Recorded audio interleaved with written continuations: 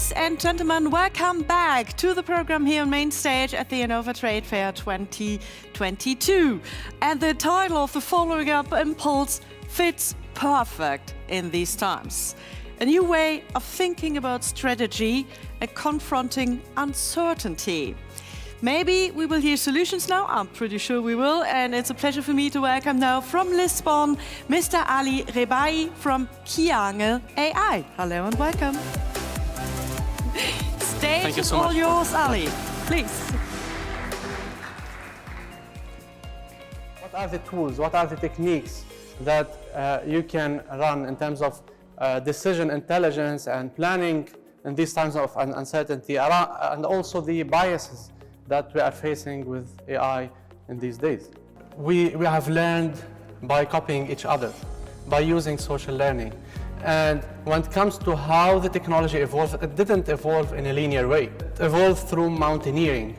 So sometimes technologies might be valued and become devalued, and the other way around.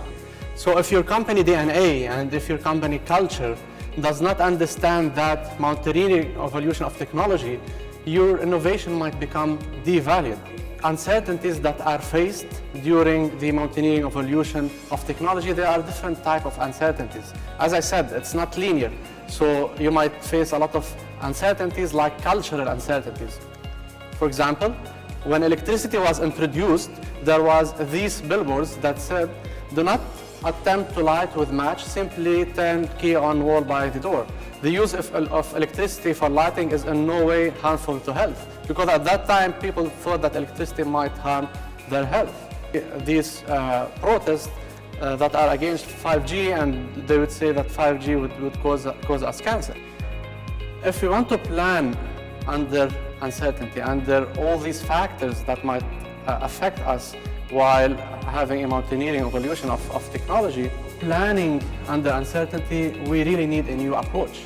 We are talking about a multidisciplinary approach where we would use human sciences, us plus storytelling, AI, and decision intelligence plus digital twins. Decisions also need to be more contextual and personalized, or else we'll have this where we'll have the new technology, but we're still using the old technology. And as you can see here, riding the carriage horse instead of using the car. Storytelling is very important when building when doing scenario planning. At the end of the day, it's all about the culture. Fear, for example, you could look at the face and doing facial recognition and see if I'm in fear or no. But when it comes to phenomenology, it's how I experience fear. So if you ask me how the future would look like in terms of the way we as humans experience technology, it will be more of a social learning, not only within humans and machines, but social learning of robots and machines, where they would learn from each other and teach each other. So if you want to solve these ground truth problems, you cannot solve it with AI. You need to do things like social engineering and understanding the experience of people.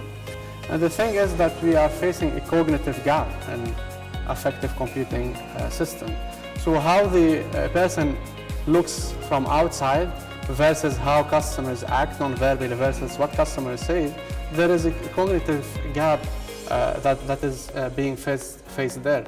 So machine learning in lab might go perfect, but then if you go to understand the experience, the lived experience of people, it might not work. Or would take photos for the skin, and it will give them a result. But what happened in real life and experience? How will AI evolve in the future? Hold our senses, not only control what we see, but change the way we see it. I hope that was a useful discussion for you.